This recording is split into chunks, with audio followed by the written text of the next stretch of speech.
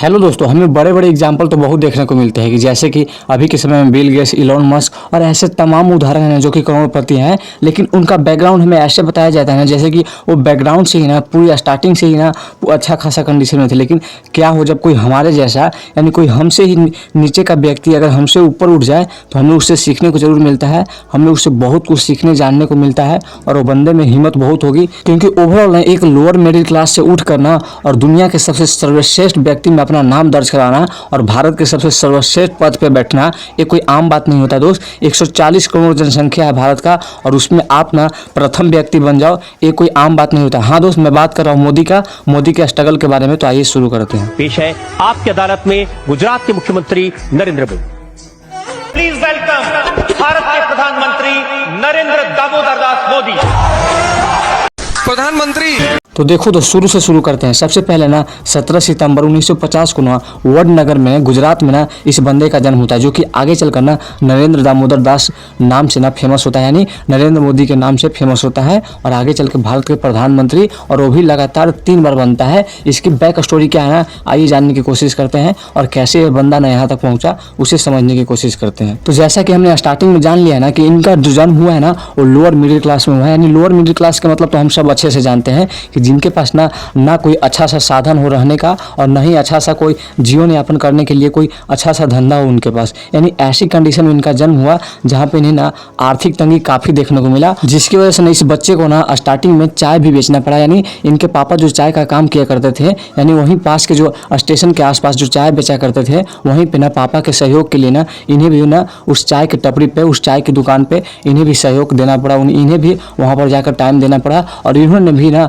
अपने आर्थिक तंगी को यानी आर्थिक जरूरत को पूरा करने के लिए ना स्टार्टिंग में चाय का सहारा लिया, चाय बेचा और अपनी दुकान को संभाला। और जिसके बाद ना इनका इंटरफेयर आगे बढ़ता रहा और वहीं से ना वडनगर से ही ना गुजरात से ही इन्होंने अपनी प्राथमिक शिक्षा जो है प्राप्त की और धीरे धीरे आगे की ओर बढ़ते चले। फिर हमारा सवाल ये हुआ कि आखिर एक लोअर मिडिल क्लास का बच्चा जो कि कभी चाय बेचा करता था वो आज देश के प्रधानमंत्री कैसे बन गया, यानी उनका राजनीतिक में इंटरफेयर कैसे हुआ। तो आइए उसे स्टार्टिंग से समझते हैं। तो देखो दोस्त, मोदी ना 1971 में राष्ट्रीय स्वयंसेवक यानी बोले तो RSS में शामिल होकर और अपना राजनीतिक जो कैरियर है उसे स्टार्ट किया, यानी 1971 से ना इनका राजनीतिक कैरियर स्टार्ट होता है। और फिर उन्होंने ना 1987 में बीजेपी में यानी भारतीय जनता पार्टी में शामिल होकर और अपना राजनीतिक में सक्रिय भूमिका निभाना स्टार्ट किया। और 1987 में ना जब बीजेपी उन्होंने ज्वाइन किया ना तो इनका राजनीतिक कैरियर ना एकदम से अचानक से आगे की ओर तेजी से भागने लगा, यानी आगे की ओर बहुत तेजी से आगे की ओर राजनीतिक में प्रवेश करने लगे। और फिर फाइनली समय हुआ आता है ना जिसका हर किसी को राजनीतिक में जो है ना उन लोगों को इंतजार रहता है।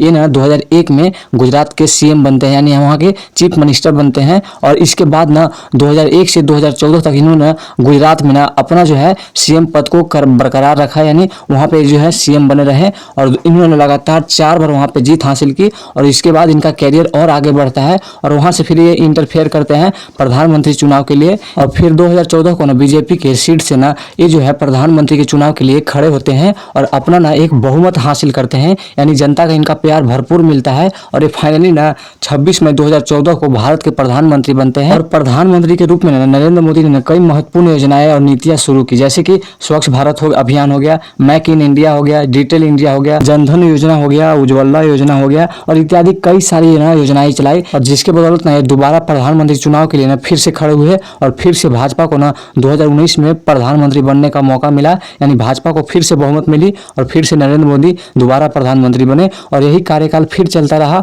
और फिर से इन्होंने कुछ अच्छे काम किए, जिसके बदौलत में 2024 में भी प्रधानमंत्री बने, यानी लगातार 3 बार जो है ना देश के प्रधानमंत्री रहे और देश को नई ऊंचाई देने की काम की। और इन्होंने ना देश की स्थिति को, आर्थिक स्थिति को काफी मजबूत किया और अपने देश को समृद्ध बनाने के लिए अपना पूरा जी जान लगाया। और इसके बावजूद ना जनता का इनको प्यार भरपूर मिला। तो कुछ इस तरीके से मैं आपको इनके बारे में समझाने की कोशिश किया है कि इन्होंने कहाँ से स्टार्ट किया था और आज देश के सबसे सर्वश्रेष्ठ पद पर कैसे बैठे हैं। और अंत में आपके लिए मैं बस इतना ही कहना चाहूंगा ना कि स्ट्रगल हर किसी के लाइफ में होता है, जो उससे झेलेगा, जो उससे लड़ेगा ना वही मजबूत बनेगा, क्योंकि मजबूती तभी आती है ना जब हम अपने कमियों को दूर करते हैं। और अपने कमियों को जब आप दूर करोगे ना तो आपको कष्ट होगा, आपको कष्ट झेलना पड़ेगा और जब आप उस कष्ट को झेल लोगे तो आपके अंदर मजबूती आएगी, आपके अंदर ताकत आएगी। और अपने ऊपर विश्वास रखना सबसे महत्वपूर्ण चीज होता है दोस्त, क्योंकि अगर एक चाय बेचने वाला अगर देश का प्रधानमंत्री, देश का सर्वश्रेष्ठ पद पर बैठ सकता है तो आप तो फिर भी उनसे अच्छे कंडीशन में हो। बस कमी है आप में तो उस लगन की जो उनमें था, जो आज देश के सर्वश्रेष्ठ पद पर बैठे हैं, उनमें लगन काफ़ी ज़्यादा थी।